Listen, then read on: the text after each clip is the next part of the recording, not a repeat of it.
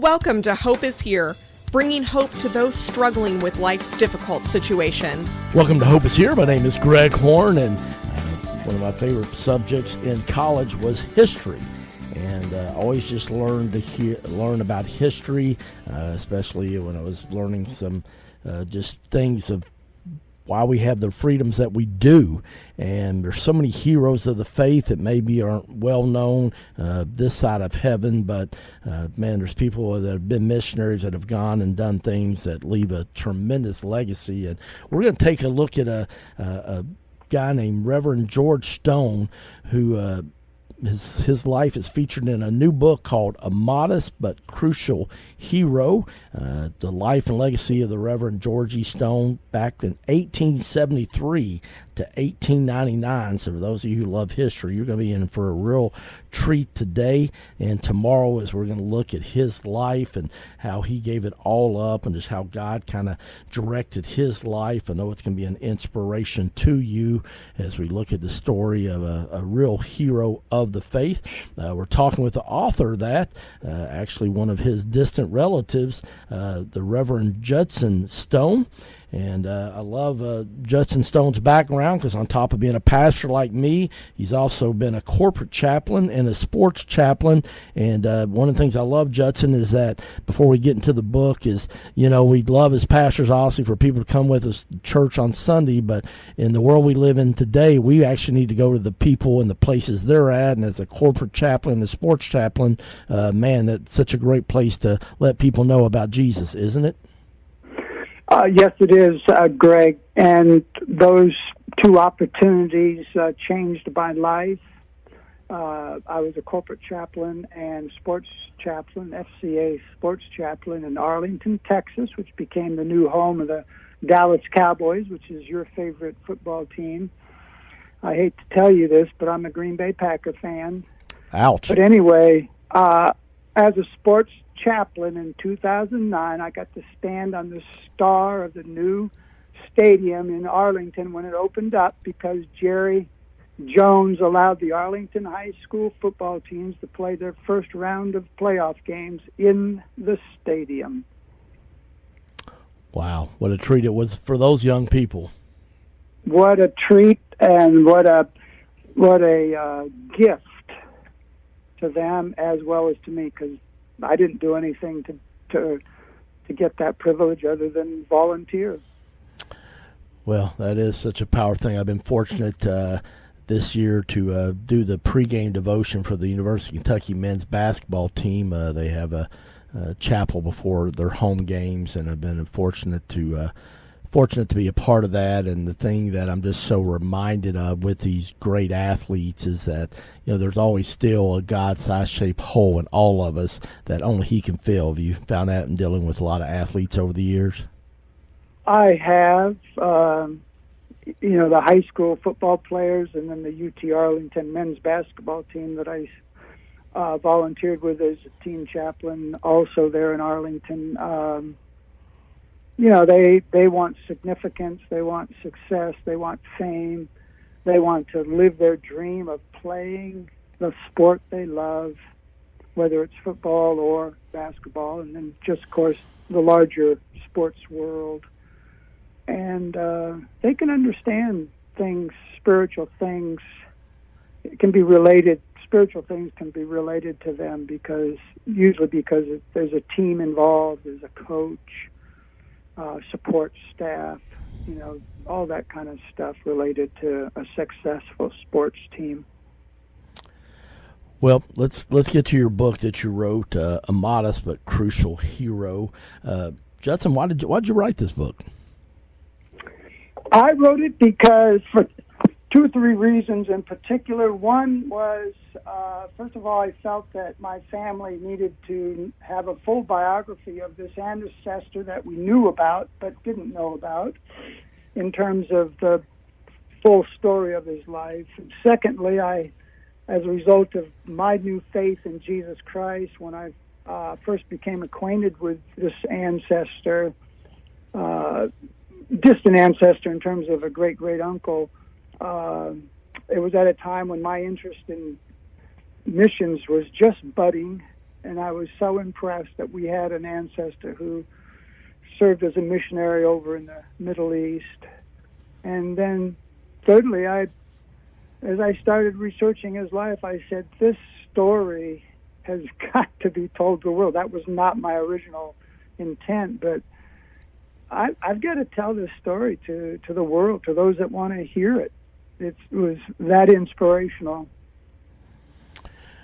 Well, I love, speaking of that, at the beginning of the book, you dedicate it with gratitude to a guy that you said who, as a young Air Force airman in August 1970, explained the good news of Jesus Christ to me and prayed with me to receive him into my heart a few weeks before you entered college.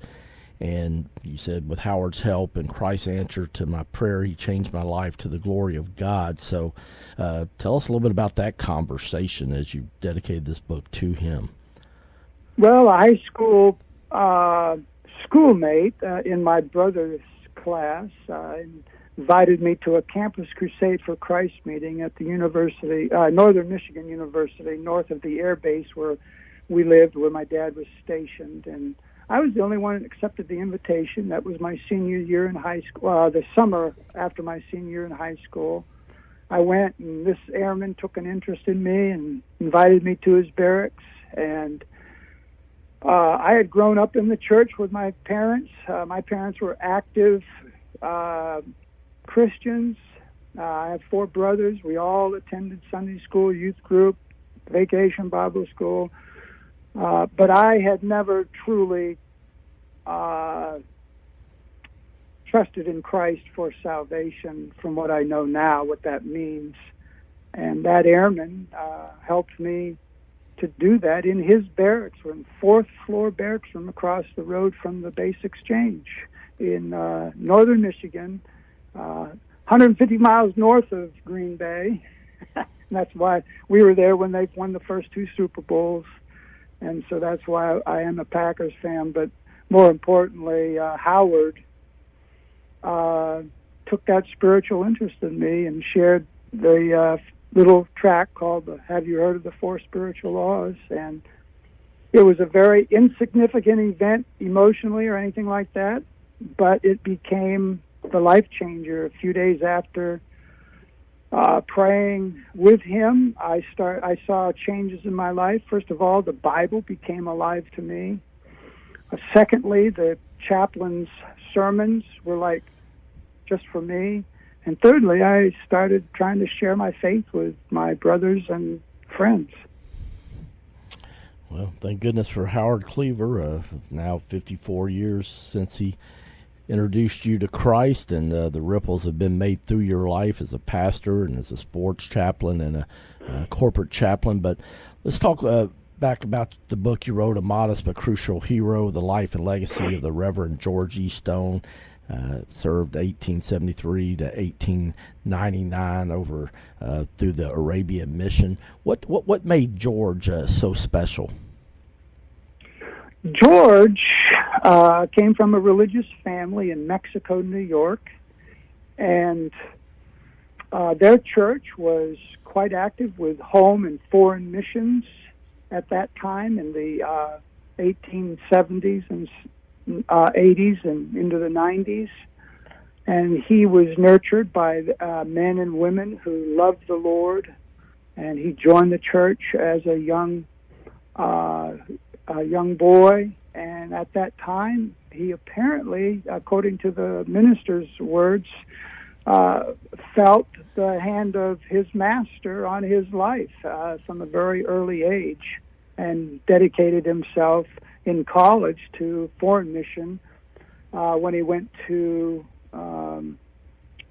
D.L. Moody's place in Massachusetts, and he signed a pledge card to serve, God willing, overseas.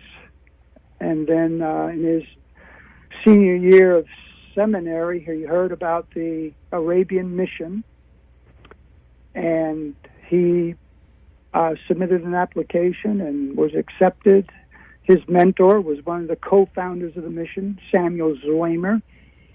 And many people are familiar with Samuel Zweimer's name because he became such an advocate for world missions, but particularly missions to the Muslim world. Well, one of the things I liked about George, on top of obviously surrendering his life to do missions work, obviously was a good communicator as he participated in debates, essay contests, and he also played the cello and the piano, and he served as the president of the college YMCA. So he was a very, very multi-talented guy, wasn't he? He was. From college, he was in the top 5 of his class, and another classmate said that if he had not devoted so much time to these other activities, he probably would have graduated valedictorian from the class. He was a very gifted man, and much more than me, and so I just admire, how he dedicated all those talents ultimately to the Lord. Just amazing. Well, one of the things I always like, anytime if I'm going to have a guest that's written a book, is that they have, lived it or been a part of it, researched it. You actually went over to see some of the things that George did. Talk about that. Yes, my 2 younger brothers and I, we visited Muscat, Oman, where he served for 4 months. He had not even finished his Arabic training when he was unexpectedly transferred to the mission station in Muscat because the missionary couple there came down seriously ill and needed to be removed from responsibilities. And George said, okay, he had 3 hours to pack and eat and get on the ship to go to Muscat after getting the news. And he was responsible for the mission house repairs being completed and also for 18 African slave boys that had been rescued by the British from the slave trade on the East African coast there. And he was responsible for overseeing the education of these boys. And several of the boys trusted in Christ for salvation and were baptized and went on to live productive lives as a result of being rescued from slavery and being educated there at the school in Muscat. Well, it is a powerful story, and I know a lot of people that really are interested in missions work, and I think they're really. Those are true heroes of the faith, aren't they? When they leave behind the comfort of the United States to go into a foreign country. Back then, definitely. Bahrain, where he started his intensive Arabic training, and Muscat were what we would probably be called backward, countries. They were third world countries at the time. George would not recognize them one bit here in the 21st century, the way God has blessed that region as a result of the discovery of oil, things of that sort. But back in the day when he was there, it was, in many people's minds, would be called primitive. A lot of the Englishmen and Scots and other people that passed through there as merchant people did not like being there because of the heat and stuff like that. Well, unfortunately, we're out of time, but we're going to continue our conversation with the Reverend Judson Stone. He's written a wonderful book about one of his ancestors, a modest but crucial hero, the life and legacy of Reverend George E. Stone. So I hope you'll join us again tomorrow. For Judson Stone, I'm GregJHorn, and this is Hope is Here. Thank you for listening to Hope is Here podcast. To listen to one of our previous programs or to make a tax-deductible donation, please go to our website, hopeishere.today. That's hopeishere.today. If you have been blessed by Hope is Here, would you consider making a donation to help this ministry continue to reach thousands in Central Kentucky every day? It's simple and safe. Go to our website at hopeishere.today, where you can make a safe and secure online donation, or you can find our address to mail a check. All donations are tax deductible and they are greatly appreciated. Please make your donation today at hopeishere.today. Again, that's hopeishere.today.